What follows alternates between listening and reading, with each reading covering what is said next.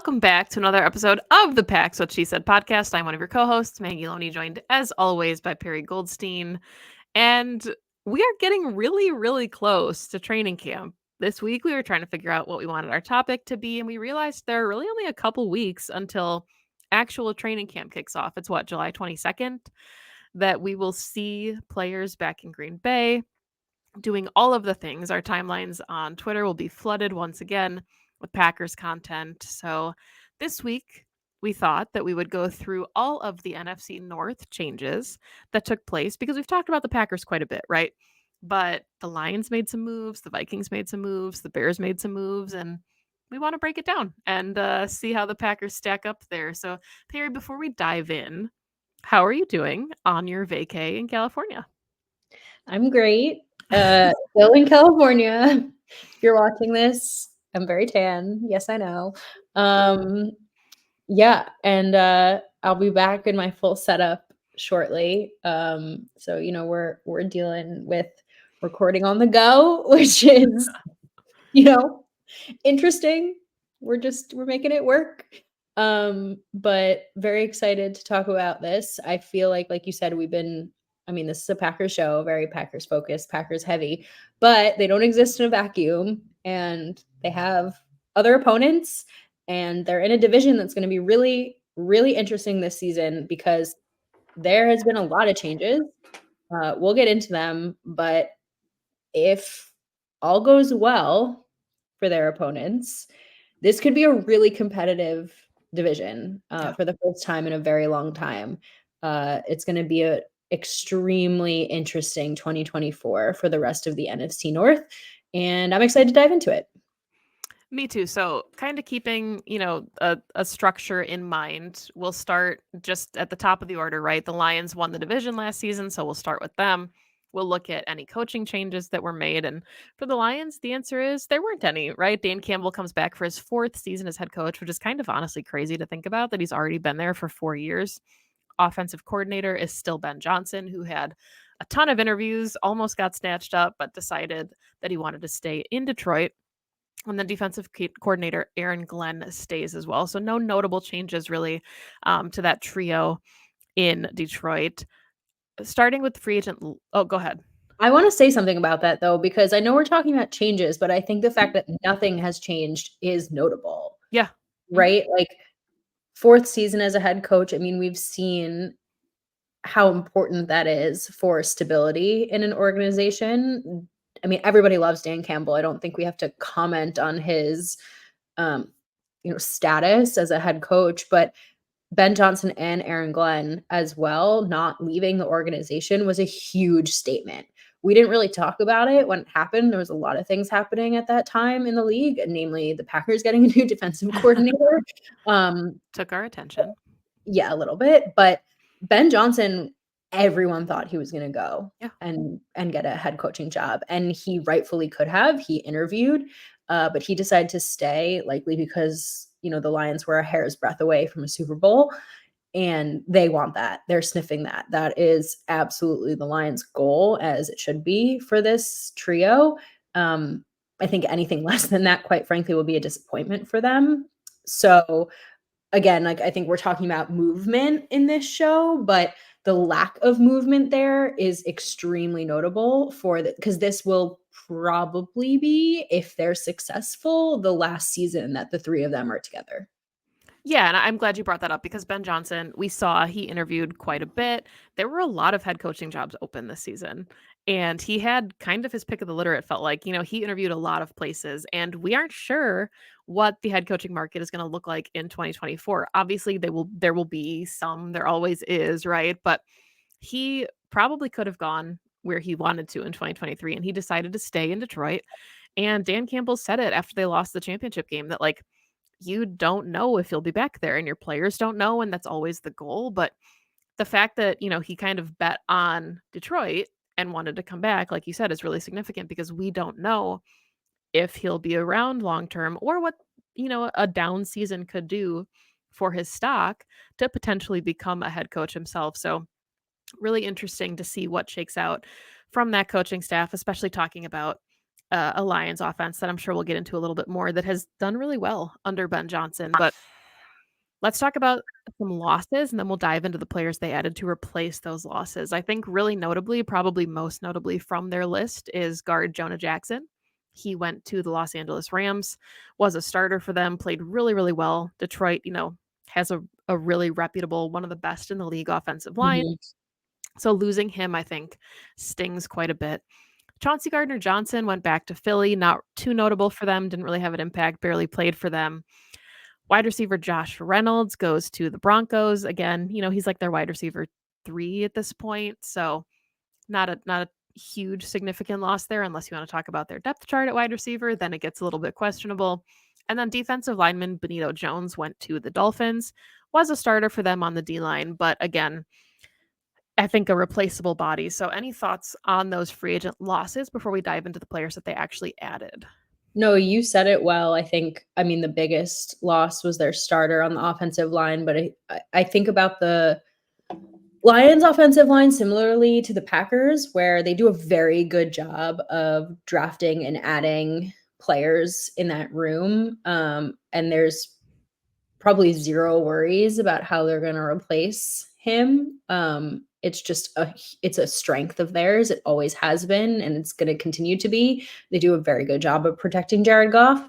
And then as far as the rest of them, yeah, I mean, unfortunately, Chauncey Gardner Johnson was, like, basically hurt the entire season. Mhm. I remember actually when they signed him thinking like, "Oh, damn, that's not a guy I want the Packers to go up against. He's Yep. spicy, to say the least," and they didn't have to. And then, Josh Reynolds didn't do a whole lot, and they have many other playmakers to contend with that you don't have to worry about. So, for me, the changes that they made, and we'll get into their additions, are more about they're more in the positive than they are in the negative about who they lost. Yeah, and I mean, I think that you can tell with a contending team, they always tend to lose a couple big names, but they also spend because they know that they're close. And I think the Lions know that they're really close. So we talked about, their notable losses, their additions in free agency. They brought in defensive lineman DJ Reader from the Bengals, who I absolutely love. Wanted him to come to Green Bay a couple seasons ago. We talked about him as one of our free agent targets. Corner Amik Robertson from Vegas, an ascending slot corner, I think will play really, really well in kind of that overhauled cornerbacks room that we're going to talk about in Detroit. Defensive end Marcus Davenport, kind of notable, I guess, because he comes from the Vikings, but he has not really had a lot of success the last couple seasons. So we'll see if he can kind of like rejuvenate as a rotational guy next to like Aiden Hutchinson, maybe. But I don't think that move is like super notable. And then guard Kevin Zeitler from Baltimore, who feels like he's been in the league for like 30 years at this point, Mhm. replaces Jonah Jackson and should be their new starting right guard. And I really thought that was a solid move. It's sucks to lose one of your starters on the offensive line, but if you can replace them with a guy like Kevin Zeitler, probably not going to see too much of a drop off. He's very talented and should come in and just immediately improve that line. Yeah. I They did a great job in free agency, and they didn't overspend either. Mm-mm. I think the DJ Reader signing was so smart, so good. They already have a very talented front, and they got DJ Reader, who's a vet, a very good player, definitely, on the in the later end of his career, but still impactful on a 2-year, $27 million deal, just like a very good deal, packed with incentives, um, only about 9 million guaranteed, so not, too much on the line for the Lions necessarily if he doesn't produce all that much, just a really, really solid signing. One that if the Packers had done it, I would have been like over the moon with, even though, they necessarily wouldn't have needed to go out and get a defensive lineman in free agency. I think you make a really good point about the rest of them. And like you said, they lose a right guard, gain a right guard, come out kind of even there. So um, they're smart. Their front office is smart. They have built this team over the last few years in such a healthy and strategic way. Um, I hate how much I like this team. It pains me. It's been easy to root for them over the last few seasons. I'm not going to be rooting for them any longer because they're an actual contender and an actual rival. But with every move they've made over the ever since they hired Dan Campbell, quite frankly, you can see the vision. We'll talk about the other two teams in the division, and sometimes it's a lot harder to see the vision and the path forward. With the Lions, with every move, like, you can see it. You can see exactly what they've been doing. Yeah, and I think what's also like really interesting is we're talking about the way that the Packers might reshuffle their line, and Jonah Jackson played mostly left guard. And now they're bringing in Kevin Zietler, who is probably going to play right guard. So they're comfortable shuffling. And again, these are like really early estimates from the depth chart, but Zeitler's typically played right guard. So that seems to be where he's got a home in the NFL. So I'm really curious to see like if the shuffling of that offensive line will affect them at all to as they get acclimated, because it's been a hot topic for the Packers. And the Lions do have one of the best offensive lines in the NFL, so it shouldn't be a concern for them. But it is notable, at least, that they lost a prominent left guard and replaced him with a prominent right guard. Um, let's segue into their draft class then, because I'm sure you have thoughts on this as the certified cornerback stan of the Packs What She Said podcast.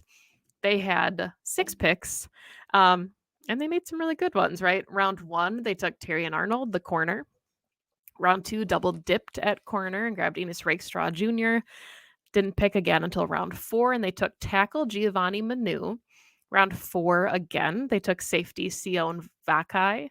Round 6 was defensive line Makai Wingo, and then round 6 again was guard Christian Mahogany. So 6 picks, 2 corners, a tackle, a safety, a defensive lineman, and a guard.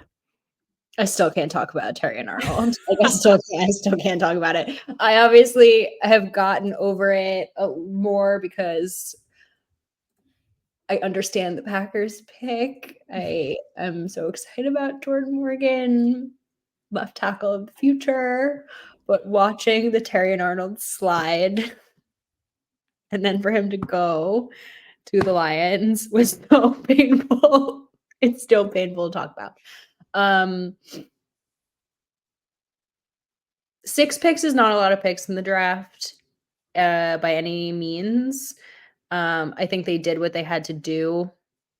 They obviously picked a fantastic player in the first round who is likely going to start for them and join a very talented just a very talented secondary, along Brian Branch, who had a phenomenal rookie season, who's likely going to make another jump. I think Terrian is going to be the best corner in this class, by a mile. I'm not as high on Enos Rakestraw as others are, but I think in the second round, it's a good selection, and you can never have too many corners. Like, you really just cannot. And then, of course, bringing in depth along your offensive line and depth in your safety and your, defensive line room. It's just a good draft. They've had great drafts the last few seasons, and I don't see why this one isn't going to be any different. Yeah, and I mean, I think kind of when you talk about the draft and how it shakes out, round 1 is where you want your immediate impact starters, which is why sometimes the Packers make moves that are head scratching to Packers fans. But Terry and Arnold, like you said, immediately going to come in and start. Enos Rakestraw probably not going to be a starter, but provides valuable depth there. Could be like CB4 on that roster. So probably we'll see some playing time a la Carrington Valentine, where injuries happen. Probably will get called into action at some point. But yeah, beyond that, just a lot of depth. And I think the Lions, the last couple of draft classes, have been really good at adding depth to rooms to make sure that the cupboard's not bare. And my only question maybe at that point would be their wide receiver room, because it is Mhm. not very deep, not very strong outside, of course, Amon-Ra St. Brown, who I think more than makes up for it and carries the load for that unit. But just, before we shift to another NFC North opponent, any overall thoughts on like the Lions roster? Do you think that they got better? Do you think they got worse? Do you think that this is like a pretty even split based on their losses and gains, or how you feeling? The Lions were already a really strong roster, so I don't know if there was like a ton they needed to do to like get better. You just talked about depth and bolstering depth. And I think when you're already a good football team, that's like really where your focus should be. And that's what they did. Getting better to me is like where, I think you make a good point about their wide receiver room. They have a star. They have a star at tight end. They have stars like all across their roster already. In all really like the main important areas at edge, at safety, at wide receiver, at tight end. You can make the case that you question what they're doing at quarterback.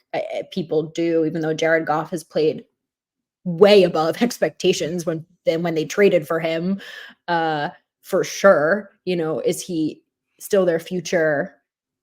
That's really all for them to decide. Right now, the Lions have decided Jared Goff is their future, and they Right, he think got paid like it, so right, they think that he can take them back to another Super Bowl. They think that he can win them another Super Bowl because clearly they paid him, like you just said, to do so. And they didn't draft someone this draft. So I think they're kind of at like break even, but I don't say that in a negative way by any stretch of the imagination, because break even is a team that very easily could have been in the Super Bowl in yeah. 2023. So the Lions are absolutely the Packers' biggest contender when it comes to winning the NFC North this coming season. Like they're a very good football team.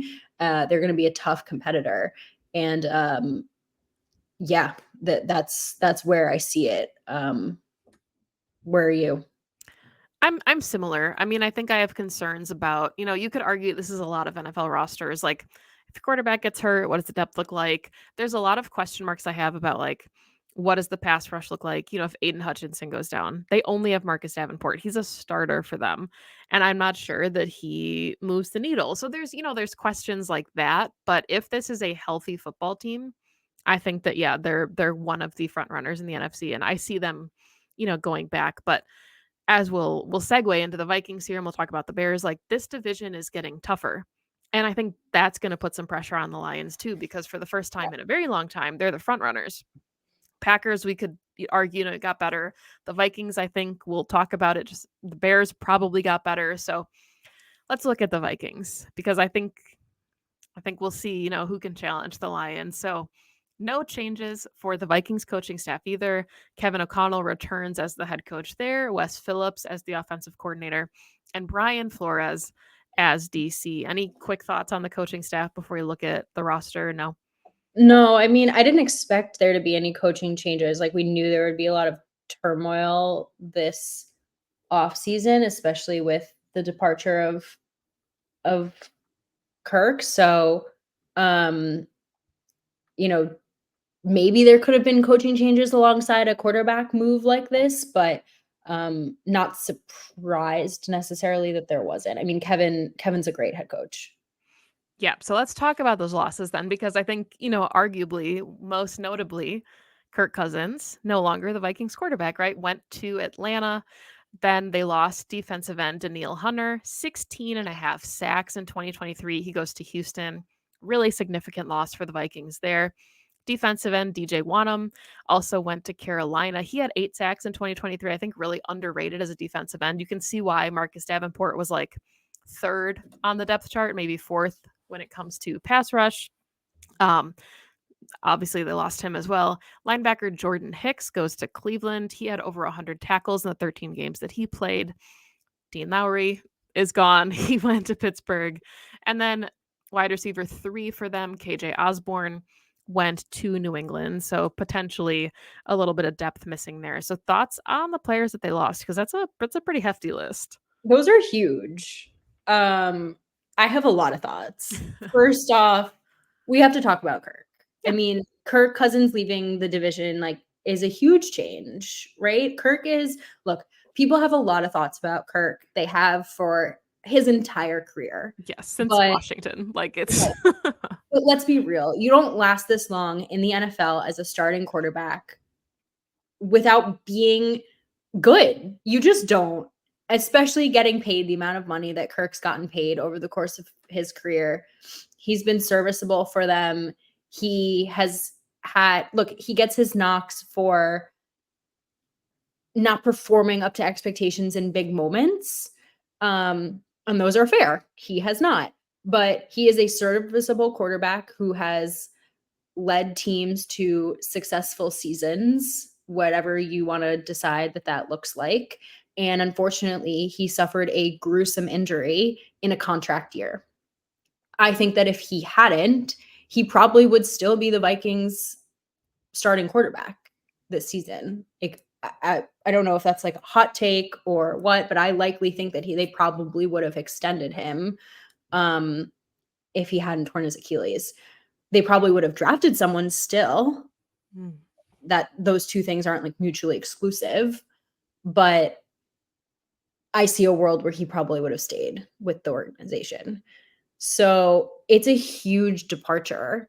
And we're going to get there. Obviously, we'll talk about JJ McCarthy, but whether or not JJ McCarthy is good is entirely like the whole future of this organization is dependent on that question.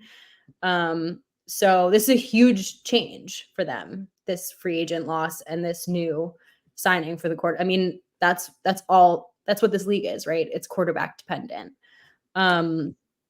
I don't know if you want to comment on Kirk before we talk about the other free agent losses. No, I mean, I just think, like we'll talk about, like you said, the additions that they brought in, the draft pick. So they completely overhauled the room. Justin Jefferson got paid. So he's staying regardless. And, he had kind of hinted or alluded to earlier in the offseason that he wasn't really sure if he wanted to commit to being a Minnesota Viking long term if he didn't know who was throwing him the football. And of course, the Vikings, backed up the Brinks truck. And I think he changed his mind a little bit. And he now is in Minnesota for the long term. But Kirk was at least, the kind of quarterback that you knew could get you the ball. Yeah. And Justin Jefferson is one of the best, if not the best, wide receivers in the entire league. A true wide receiver one. They got him a good running mate in Jordan Addison. So a lot of question marks now because we saw even, yes, he was injured for some of 2023, but like we saw what the offense looked like with Joshua Dobbs. So like there are question marks when it comes to the quarterback and how important it actually is. Even if you have a star receiver, it might not always, pan out. And the wide receiver can only do so much if the quarterback is not necessarily effective. So let's talk about the other losses and then we'll get into the quarterbacks more. So the other losses are just as big, if not maybe bigger, because again, you have a rookie quarterback. And this is the conversation with any first year starter at quarterback is you're going to likely lean on your defense, and rightly so, right? There's going to be growing pains. You're probably not going to be putting up a ton of points unless all of a sudden you are, CJ Stroud or Jordan Love in the second half of the season. It's going to be a struggle to start, and that should be the expectation. The Vikings defense had really lofty expectations last season under Brian Flores, and they didn't really live up to them despite some of the numbers here. I mean, yes, Danielle Hunter had a fantastic season. Jordan Hicks had a fantastic season, but like you could put up numbers against the Vikings, right?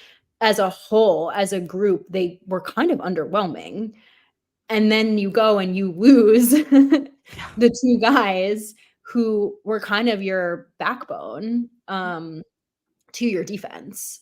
So what does this pass rush look like without Danielle Hunter? What does the middle of your defense look like without Jordan Hicks this season? Like, these are really, really important questions. And yeah, we'll talk about who they added because they did add guys who are going to fill in those spots, right? This is not without the additions in both free agency and the draft.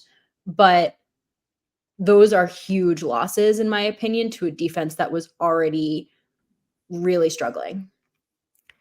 Yeah, I kind of hate that I really like the Vikings additions, but given, the significance of their losses, I don't know if it's enough to make up for some of those really significant losses. So obviously they added defensive end Jonathan Grenard, which is really funny because he comes over from Houston. And then obviously we saw Danielle Hunter goes to Houston.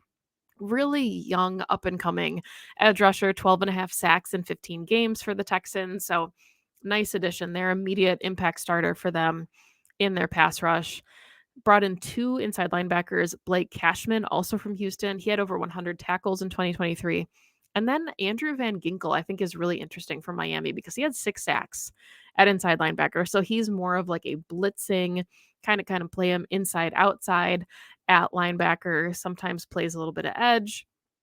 So that's a really nice tandem for them to have like a true inside linebacker who can maybe shadow and pass coverage and then have a downhill thumper at linebacker. Sam Darnold, the big one we'll talk about at quarterback, who right now is projected to be the starter. We'll see what happens once training camp hits.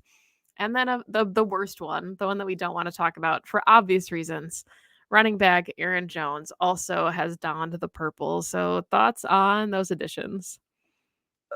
Mm, um, yeah, I mean, you said it, like, kind of a swap at defensive end. If anything, it actually might be more upside for them because of Jonathan Grenard's age. Um, Linebacker, again, like, just upside, getting 2 guys in. They say Sam Darnold's their starter. I highly doubt it. I You don't mean, think so? no.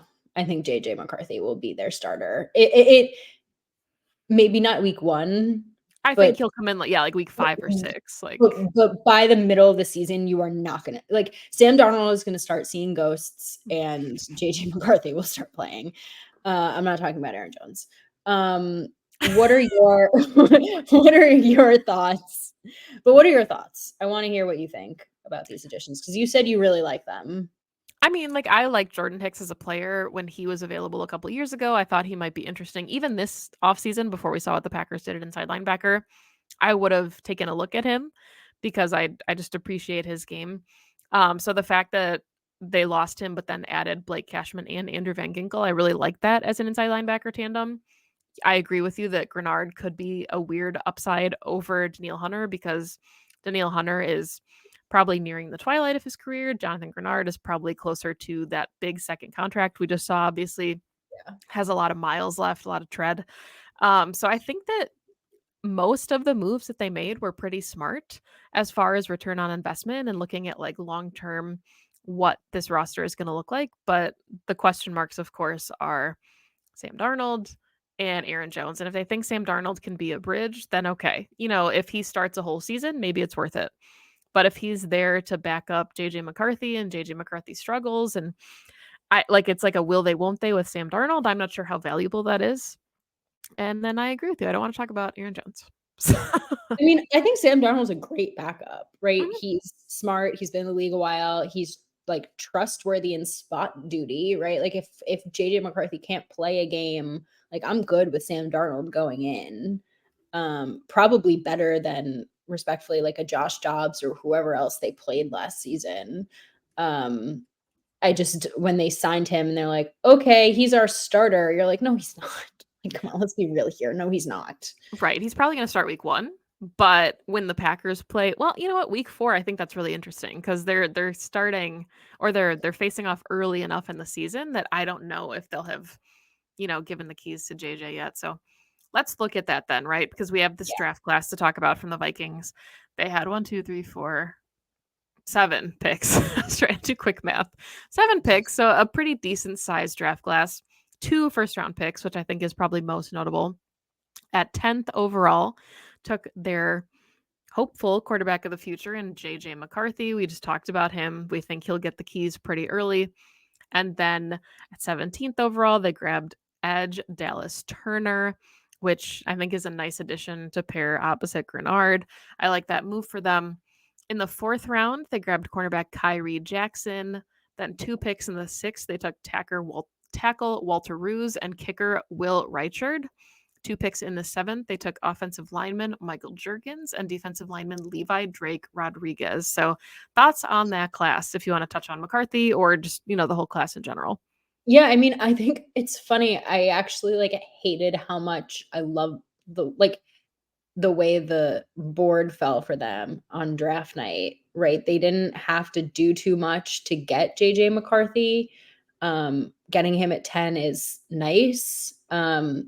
I think JJ McCarthy is gonna do well in the league. He's, like, got a lot of games under his belt. He won a championship, for God's sakes. I mean, like, he's prepared. I think JJ McCarthy is prepared. That's why I think he's going to end up starting, right? Like he's not a project in my mind. Mhm. Um, so I kind of hate how much I hate how the Vikings got him because I feel good about like where he sits like developmentally coming into the league. He also is stepping into probably one of the best positions as a quarterback with his weapons. Um, given that you said it, he has JJ and Jordan Addison and TJ Hawkinson and Aaron Jones. Like, let's be real. If Aaron Jones is who we think he is, I mean, he's being put in a really nice position to be successful. If he can, if they can like simplify it for him and just let him, do what he can do. So it kind of sucks for the rest of the division. I mean, it does, right? As someone who, doesn't want to see the Vikings be successful, if that's where you're sitting and looking at this as a Packers fan, the upside here, like the best case scenario for the Vikings is a very good case scenario. Mhm. And then you said, they go and grab Dallas Turner at 17, which again, on the other side of the ball to fill in for a guy, fill in the hole of someone that they just lost with 16 and a half sacks, like a high upside, again, another high upside guy, all the tools and traits to be like one of the best edge rushers in the draft. It was a good first round for them. It was a really good first round for them. The rest of the guys to me are, depth. Obviously they went from the first round and didn't pick again until the fourth. So depth is great, but they did what they needed to do in the first round. Yeah, so let's talk really quickly before we move on to the last team in the division. Thoughts about You like don't their you want to wrap up how you feel about the Vikings? Tell me how you feel. Well, I mean, that's where I'm going. Like in 2022, they were 13-4. They finished first in the division. 2023, they were 7-10 and finished third in the division. So like Mm, I think it's a really interesting case study almost about like where we think they can end up because they arguably have enough talent on the roster to be in the conversation for division winner. But I also don't see them getting there yet. Like if you look to me on paper going into just 2024, I think that the roster got worse. But I think yeah. if you talk about the roster in 2025 and 2026, it's probably a different conversation. Then I think you're talking about a couple years of development for a guy like JJ McCarthy. You're talking about, Grenard still being again ascending as an edge rusher after having a couple really nice seasons.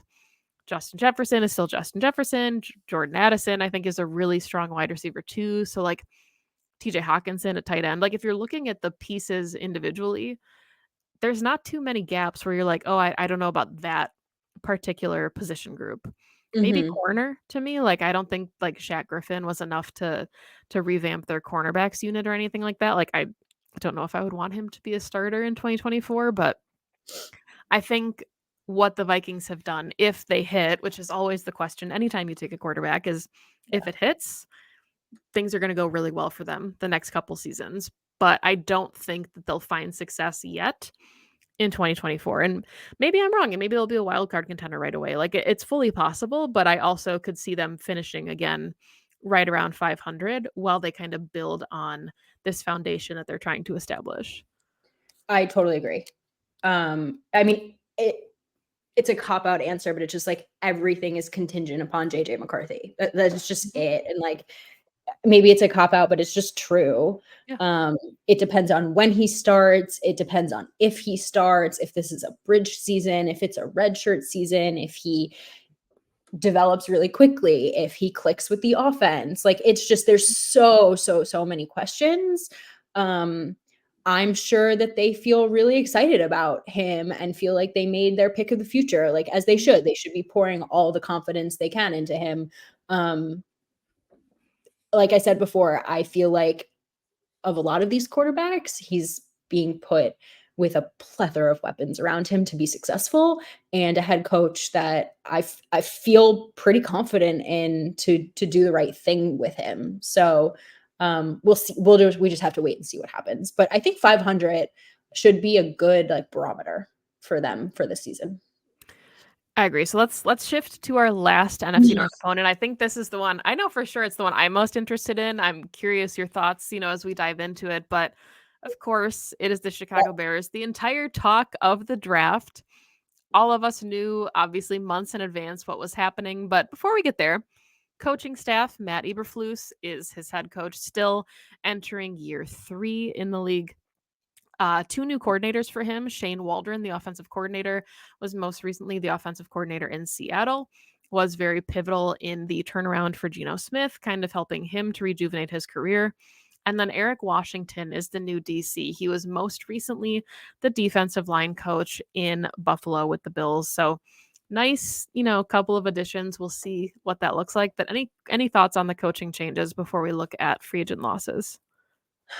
I have so many thoughts about the Bears. I just think anytime you make a quarterback change, but not a head coaching change, it's just a really interesting choice. Mhm. Not a good or bad, just interesting. New OC to pair with your new quarterback, okay. New DC for this defense, okay. But not a new head coach, like just not a new fresh start. It's just interesting. That's all. Yeah, and I mean, I think what the Bears did was like they really mortgaged Matt Eberflus and said like, "Hey, we're gonna get you a number 1 overall pick." Yeah. I think he's got 1 year left, and Yeah. if Caleb Williams doesn't pan out, then he's shown the door. Like I'm kind of surprised knowing that they So had. unfair though. No, like I just this cycle that they have going in Chicago, it's someone's got to it's just unfair. Like it's unfair to the coaches and it's unfair to the quarterbacks. It just puts so much pressure on either one and at any given time to me. Like I agree with you that Matt Eberflus probably has a 1-year leash. Mhm. But like with a rookie QB, like is that fair? Is that fair to Matt? Is that fair to the quarterback? No. Well, that's why I think I'm so surprised because we knew that Matt Eberflus was a defensive minded head coach. Like he came up through the league as a DC. So his bread and butter is on the defensive side of the ball. So you could argue that there's a lot more pressure on Shane Waldron because we've seen what he was able to do with guys like Geno Smith in Seattle and the way that he helped kind of shape those offenses. And that's kind of why, I was a little bit surprised that they stuck with him Yeah. because if you're taking like a Caleb Williams first overall and you're trying to build your franchise pieces for the future, you would think you'd want to pair them with like a really savvy offensive minded head coach like a Ben Johnson in Detroit, like to pair with them. So we'll see what that looks like, but yeah, I think it's really interesting that they were that committed to sticking with him knowing that his preferred side of the ball is the defense because I think there's a lot that goes against that. And then, to be fair, it's not like any of his defenses have been really good in Chicago. So like the leash is about as short as the leash can possibly be when it comes to that. But really, really nice additions and a really nice draft. But we'll get there. So quickly, let's talk about their losses. 2 pieces on their offensive line. They lost Cody Whitehair, who was a 17-game starter for them at guard, and then Lucas Patrick, obviously former Packer. They lost him as well. Defensive lineman Justin Jones played in all 17 games for the Bears, so a significant piece on their defensive line is missing. Wide receiver Darnell Mooney heads to Atlanta, which I think is a fun landing spot for him with now Kirk Cousins. And then really interesting to me, safety Eddie Jackson, still unsigned, and then defensive end Yannick Ngakoue also unsigned. So 2 names that are not with Chicago, but have not found an NFL home yet, which I would think both of them would have found a landing spot by now. So interesting. This team, they're so confusing to me. Like, remember earlier we were talking about vision? Mhm. Like, this is just a team that I just still struggle with the vision because, like, Caleb Williams is a generational talent. I mean, he is if he pans out, if he doesn't pan, I should say this, if he doesn't pan out, Chicago, you are just cursed. Like, I'm sorry. It's just, like he has to. He's too talented not to. But if he also doesn't, it means like I don't know, this team really struggles with building appropriately. Like you compare them to the Lions and the Lions' ability to like structure over the course of time so that it builds on itself, right? And it builds appropriately. It works from a financial standpoint, from a cap standpoint, from a development standpoint. Like you can see it over the course of 3 seasons, and you watched it translate to games won. Mhm. I don't know. Like we can talk about too, like, because I think you look at like the negative versus the positive for free agent losses and free agent additions, and like, yeah, you lose 2 guys on the offensive line, right? Both who started in almost every single game, if not every game.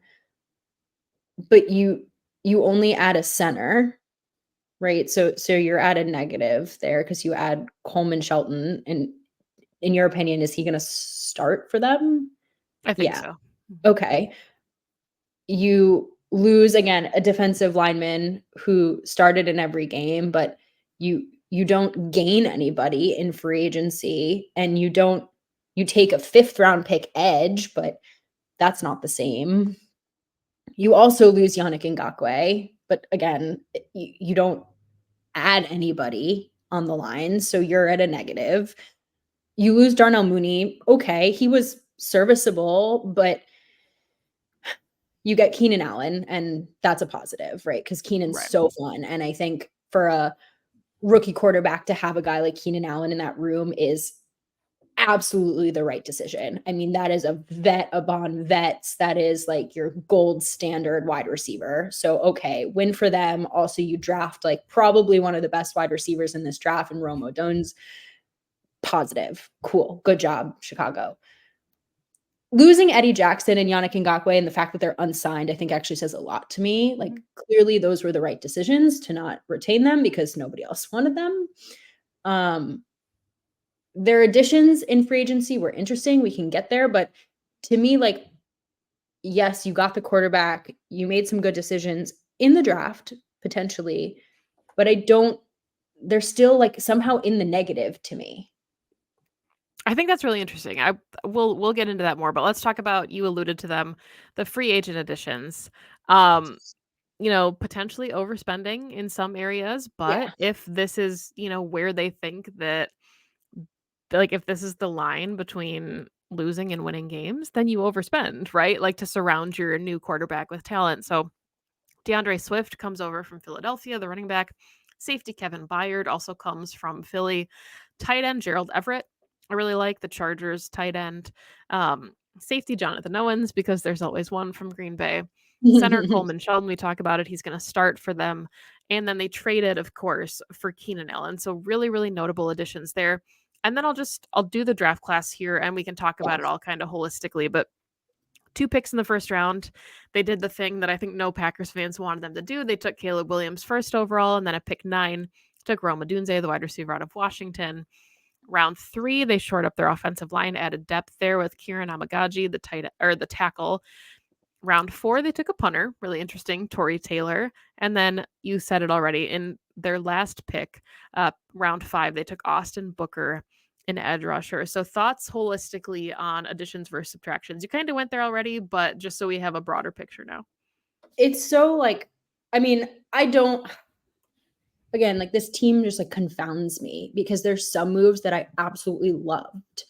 Like Rome is an amazing choice. Keenan Allen, amazing choice. Like for a rookie quarterback to be given the weapons that he has. I mean, even I don't love the DeAndre Swift pick, but or the Gerald Everett pick, like in as like their own individual choices. But I think if you look at a weapon room for a rookie quarterback filled with vets like that, it's a smart decision, right? Like if the Packers had gone and done that, I'm like, Jordan Love doesn't need those guys, right? But like for do you know what I'm trying to Yeah. say though? Mhm. But like for Caleb Williams to have that level of like that presence and trust, like that like Gerald Everett and DeAndre Swift are going to know the playbook. They're not going to make mistakes, right? They'll produce, maybe not to like some explosive high level. Trust, stability, fine. You have your young up and coming guy paired with your Keenan Allen. Cool. But I still think that this roster is so far from being like contender worthy. They're a few years away from it, which is okay. You still got to build Chicago. You got you're where the Lions were 3 years ago, and you have 2 more seasons to build towards your contending team. You got to do it right with all the money that you have and all the draft picks that you have in the future. And what worries me is what you said at the top of this segment, which is the coach is on a short leash. How do you build for the future when you know your coach might get fired at the end of the season if you don't do well? That's just a really weird, like counterintuitive thought.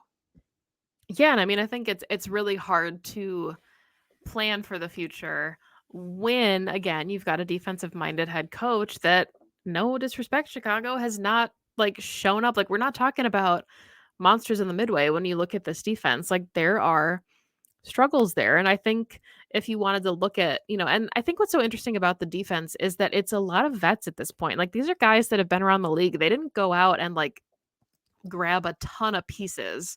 They're largely working with guys that have been there a while.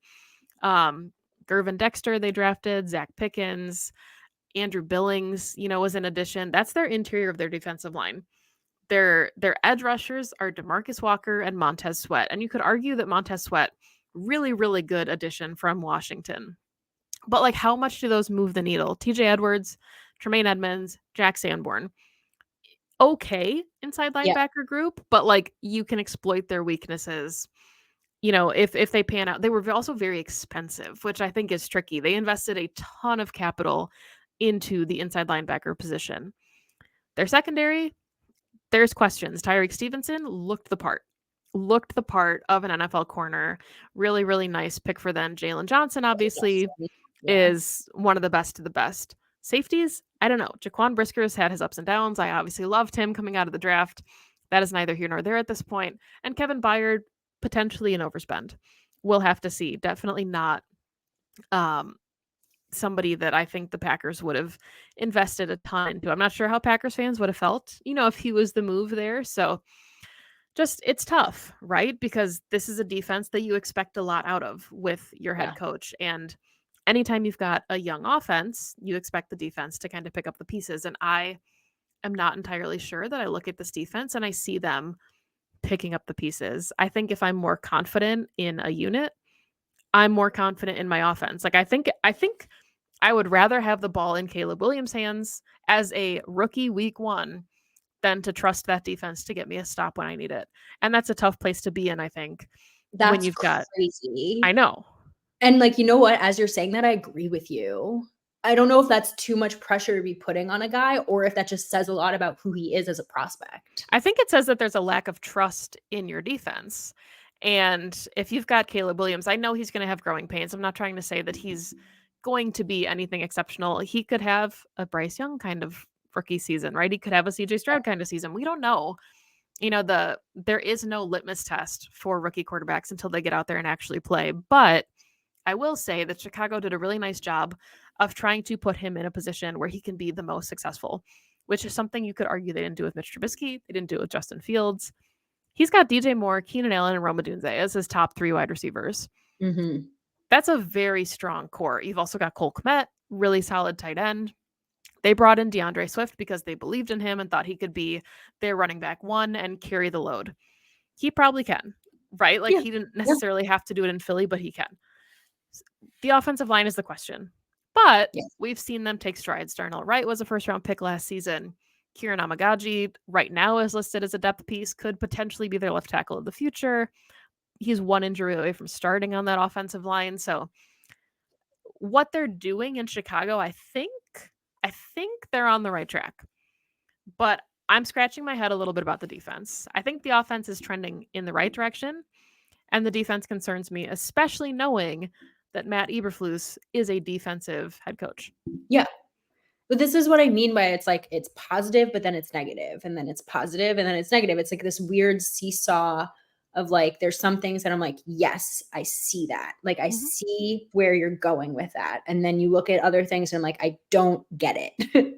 Yeah. And you just laid that out really nicely where it's like I totally agree with you about the offense. You know, you start to lay it out and you're like, okay, we're building around our quarterback and it looks really good. But building around your quarterback also has to include the other side of the ball because the Mhm. other side of the ball needs to complement what your quarterback is able to do and the points Yeah. that your quarterback hopefully is able to put up. And if they're not doing that, it's all kind of a moot point. You're not going to win games. I mean, we've seen Packers offenses that were Yeah. some of the best in the league, and when your defense gives up 35 plus points in the playoffs, it means nothing. And, I hate making that case because it's not like I think Caleb Williams, he could be, sure. Like he could be one of the generational talents at quarterback, but there is such a marriage between a successful offense and a successful defense, and we've seen that with some of these most recent Super Bowl contending teams. These aren't teams that were like second in offense and like 30th in defense. Like you still have to have a top 10 defense, a Yeah. top 12 defense to really cut your teeth. And I know the Chiefs defense wasn't necessarily incredible. Their offense actually I think was the hindrance of 2023, but point being, it's Yeah. really tough to feel confident about this roster as a whole when there's so many question marks about the vets on the defensive side of the ball. I mean, look at all the past Aaron Rodgers teams. That's yeah. Like, that's all you need to say is, yeah, you can have generational Hall of Fame talent, but if their defense can't get it done, you're not going to another Super Bowl, man. But that's what I mean that I think like Bears fans should at least feel good knowing like this is not the year. It was never going to be the year. It doesn't have to be the year. The two main questions are, is Caleb Williams it? What do we do next season and the year after to build on whatever happens this season? Third I was question, is Matt Eberflus the head I was coach? just gonna say, after this season, though, unfortunately, you kinda have to make a decision around, like, a really, really big piece of that, which is your head coach, and I feel like he's already going into it set up to fail, which Yeah. sucks. Yeah, I mean, I think there are a lot of expectations on him and his shoulders, and, Ryan Poles in the front office in Chicago are gonna argue that they did literally everything that they could to have a successful season, Yeah. and, whether you believe it or not, they they got the first round pick. They You're fleeced the not Panthers. wrong. They fleeced the Panthers. They Yeah. did what they should have done as a front office. They're not wrong because you can't fix a franchise overnight. You can't fix a franchise over one off season. So they aren't wrong. I think ultimately, if they do make a coaching change, it's just like, well, we just made the wrong decision in the first place. Yeah.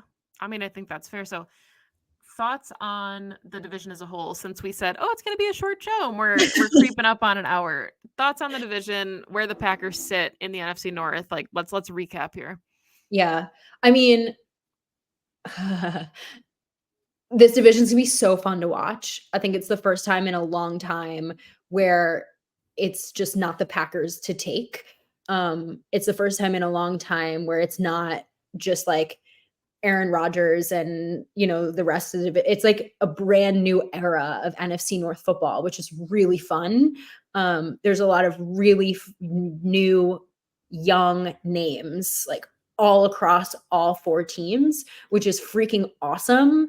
And depending on the way each team develops, like respectfully, this could be anyone's division. You just like you never know. I mean, we feel a certain way about the Bears and the Vikings, but like what if Caleb Williams comes in as like the next CJ Stroud and like all of a sudden look out, I don't think that's what's going to happen, but like nothing is really out of the realm of possibility. What I realistically think is going to be is it's going to be the Packers and the Lions like vying for the top spot. But I don't think that any game in this division is going to be a gimme anymore. And I love that. I actually love that for this team. I think competitive football for the entire season is only going to make them stronger going into the playoffs. And I think it's going to make for some really fun games. Yeah, I agree. And I mean, I think it's telling that we're talking about two teams that have their quarterback figured out, right? It's Jordan Love and it's Jared Goff, and those are the two teams right now that are vying for the division. And I think the Vikings will get there very soon. I think the Bears will get there very soon, and I think that again makes for a really interesting division for years to come. We're talking about like Jared Goff is still young. We're talking about a division made up of young quarterbacks who we think are still ascending, have the potential to keep growing and getting better and better in the league. So I agree with you. You want your division to be strong because we've seen Packers teams that sweep the division go 6-0. It's an easy 6 wins. It's a layup. And then you get into the playoffs and you haven't played really good teams. And then you get your butt handed to you. So yeah, I think that this is going to be a really fun division. I think that the Vikings and the Bears are probably a couple years away. But if either of them kind of snuck in as a wild card team, I don't think I'd be surprised. Yeah. So that's a nice place to be in for the Packers because to be the best, you've got to beat the best with it, which is cliche, but it is true. So that is all the time that we have for the Packs What She Said podcast. You can find Perri on Twitter at Perri_Goldstein. You can find me on Twitter at Maggie J. Loney. Find the podcast on Twitter at PWSS Podcast. If you're listening on YouTube, please make sure you like and subscribe, especially if you've made it all the way to minute 57, because we did not think that it would go this long, but it somehow always does. If you're listening on audio formats, thank you so much for following along with the show. We appreciate that as well. We'll be back next week with a very, very special guest, one that we've teased repeatedly. The most special, But they'll be here with us next week. And then before you know it, it'll be training camp. So thank you as always for listening, and go Pack Go. Go Pack Go.